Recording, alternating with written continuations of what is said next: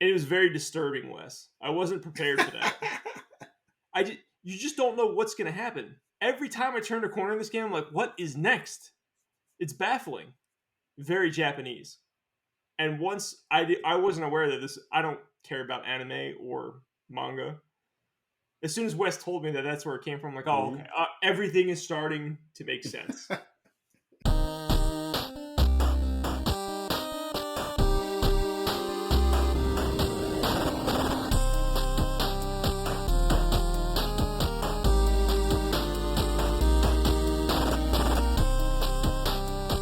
Welcome to the Enthusiast Gaming Podcast, where today we're going to be discussing hidden gems on a variety of different consoles.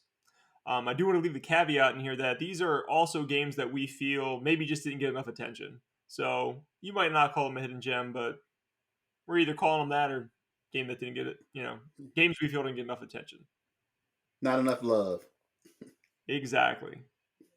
Just a quick bit of housekeeping before we get started. If you guys could support us over on Patreon, patreon.com/nerdenthusiast. You can support us for as little as $1 a month. You can get exclusive content from a variety of our creators, including this show. You guys can get early access at different tiers as well. So if you guys like what you hear today, please consider supporting us over there. Additionally, you can support us over on free feeds. If you guys like what you hear on audio podcasts, give us a 5-star review on Apple Podcasts or Spotify. That really does help us out in the algorithm. Wes, I want to start with you, sir. Back in one of the greatest eras of all time. Maybe the greatest to many. I'd agree. I could see an argument for it, for sure. I'd agree. This is the 16-bit era. Sega Genesis, SNES. You're going to start with Genesis, correct? Yes, sir. All right. Tell us, what is your hidden gem or game that you feel didn't get enough attention on the Sega Genesis? I picked Cool Spot for the Sega Genesis. It was that. You know what? That time was kind of funny because there were so many mascot type games. You had the Noid, you had Chester Cheetah, you had Sonic, you had Bubsy. Everybody was trying to find a mascot. And then 7-Up had their little mascot, and they did a game called Cool Spot, and it was really good. We talked about this one before, but the game is fantastic. It's definitely worth checking out. The Super Nintendo is actually... I played the Genesis version when I was younger, but I own the Super Nintendo version now. And the Super Nintendo version, I think, is pretty comparable to the Genesis one. I don't know if it was the exact port, but, it seems to be... if not exact, pretty damn close. Yeah, I didn't do the Super Nintendo version. I picked the Genesis. I bought the Genesis one when it came out. And I was surprised how well this game played. Graphics were nice. The sound was nice. Play mechanics was nice. It had some challenge to it. Cool Spot was good. Cool Spot was really, really good. So if you are ever hunting for a Genesis game to buy, I recommend Cool Spot. It's not too crazy expensive. Complete in box will run you about $20-$25. It's definitely worth it. Definitely worth it. Yeah, that's not a bad price at all. Just so you guys know too, as a heads up, if you guys see us looking down at our phones constantly, we didn't prep the prices for the show ahead of time, so we're just checking GameEye really quick for the majority of the prices that you're going to see until we get to our pulse check at the end of the show, where we will have a graphic and everything, showing you what's going on over there at price charting. But as we look down at our phones, we're checking the prices for the next game we're about to talk about, so we're not ignoring each other. Don't you think that that's happening? Because we usually don't look at our phones at all throughout the entire show, but that's what we're going to be doing today. Yeah, man. But it's all good. It's all good. So yes, Cool Spot, again, definitely worth picking up. Hidden Gem, maybe, but I definitely felt it didn't get enough attention. So hopefully, it starts to get some love in the later years, because it's definitely worth playing. Yeah, especially when it's so cheap. For real. Make sure you guys go check that one out for sure. My Genesis pick is an awesome game, which I think is becoming more and more well-known over time, especially now. I see other people talking about it, but it definitely didn't get enough love back in the day, and, people should be paying attention to the game, and it's called Haunting the Poltergeist. I don't remember the exact title. It's a weird title. Haunting starring Poltergeist. That's the exact title. And basically, you're like some like creature that's scaring people in a house. There's like a house full of like a family, right?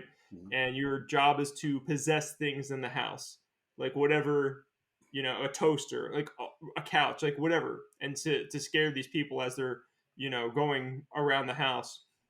And your goal is to scare all of them out of the house. And it's awesome. It's so much fun. Like it's so creative. Whoever the animation and stuff is great, by the way. Like the animation looks really cool. It's an awesome game. I would recommend to anybody. But you're walking around this house, you're possessing different things, finding different ways to scare people, and it's super creative. I can't Hmm. recommend the game enough. I just is it like an action game where you're like, oh my god, this is like the best gameplay? No, absolutely not. But it's certainly fun figuring out how to scare the hell out of this family. I don't remember that game at all. I would recommend checking out a YouTube video. It's really cool and Yeah. interesting, and there's not a lot of games like it. Okay. Haunting. I don't know. I'm trying to place the box and the game. I don't. It's not coming to me, but I'll check it out. The cover art's fine, but I would say it's not really doing it justice. You gotta go watch a YouTube video. Okay. That's how you're like, oh, that's how I first saw it. The first time I saw it, I was like, what the hell is this? I was like, this is awesome. You know, had to go out and get it after that. But let me get over the prices real quick for you.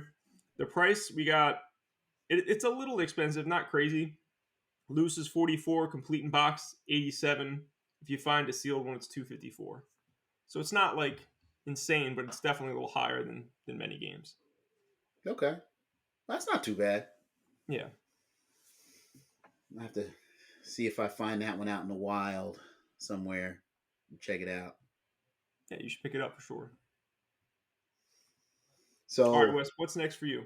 my next was be for Super Nintendo, and I went with a Looney Tunes game because I really enjoyed Roadrunner's Death Valley Rally Now, back this in I'm the not day. familiar with, so I'm assuming it's a racing game, but I'll let you explain it because I know nothing about it. No, it's actually a side-scrolling. It's a side-scrolling action game because you play as the Roadrunner, What's with the and valley? it's just because he goes fast. And Oh, the whole level, it's like different levels, and you're running from Wile E. Coyote. It's a lot of jumping, and it reminds you a little bit of Sonic, a little bit, only because it's like if you hit a stretch as the Roadrunner and you're running, he gets like really fast. He starts off slow and then builds up speed as you go along. I enjoyed it. The graphics were really nice. It captured the feel of the cartoon. The sound effects were great. It was. I remember buying it and playing it for the first time way back when it came out, and I was like, I really enjoyed it. I was like, okay, huh, I liked it, and you know what? And it's one of those games that's not crazy super expensive either. It's complete in box. You're looking at about 28 to 30 bucks. oh, that's nothing. No, it's not. It's not bad at all. It's not bad at all. I wonder if I played that before. I distinctly remember renting a Roadrunner slash Wile E. Coyote game, Mm-hmm. but for the life of me, I could not tell you which one it was. I have no idea. It was probably like on NES, and it was probably not very good. Well, you would remember if this one because it was for Super Nintendo. I said the characters were nice and big. It was very colorful. It played great. You would remember if you played a Roadrunner game. unless it This was a might be the Genesis one. port. Unless it was a Genesis port, I would not have played it because I didn't own a SNES. Okay. So All right. not as a kid anyway. Next up What's for me, what's your pick? Your Super Nintendo pick?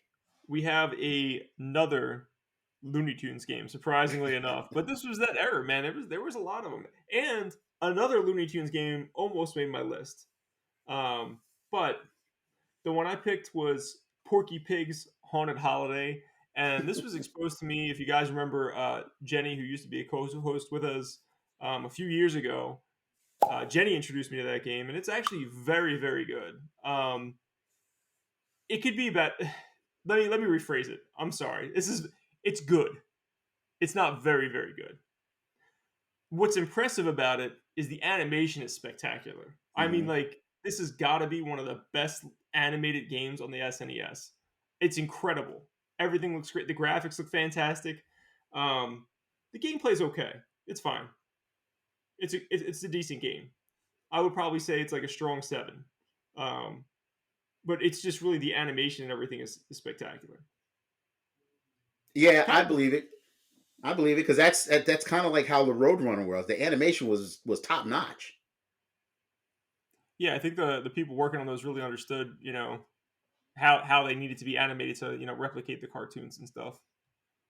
Okay, so here's a question. You said another Looney Tunes game almost made your list. What was that game? I went back and played it, and it was okay, but it was Tiny Toon Adventures Buster Busts Loose. I think it was what it's called. I Okay, Give okay. me if the title's wrong. It was I liked Porky Pig better, and the animation was they were both had good animation, but the Porky Pig Hmm. one was like certainly better. Okay. It's funny because I almost picked the Bugs Bunny Rabbit Rampage for Super Nintendo. There was a lot of love and care in those games back then, man. It It's was. like a lot of the Disney ones were like, yeah, there was some trash, but there was a lot of top notch Disney games. Just like apparently, uh, what is it? WB owned those, right? Hmm. Yeah, it's funny you say that because like back then, like the Disney games, they definitely played and looked better on the Genesis, like Aladdin, for example. But the Looney Tunes games looked and played better on the Super Nintendo. Yeah, yeah, I could see that. That's for sure. For the pricing for this, guys, if you have a complete and box one, it's 45. A loose one's only $8. So if you just want to play the game, it's a cup of Starbucks right there. $8. $8 loose, 45 complete in box. So even if you get complete in box, it's not that expensive, especially for an SNES game.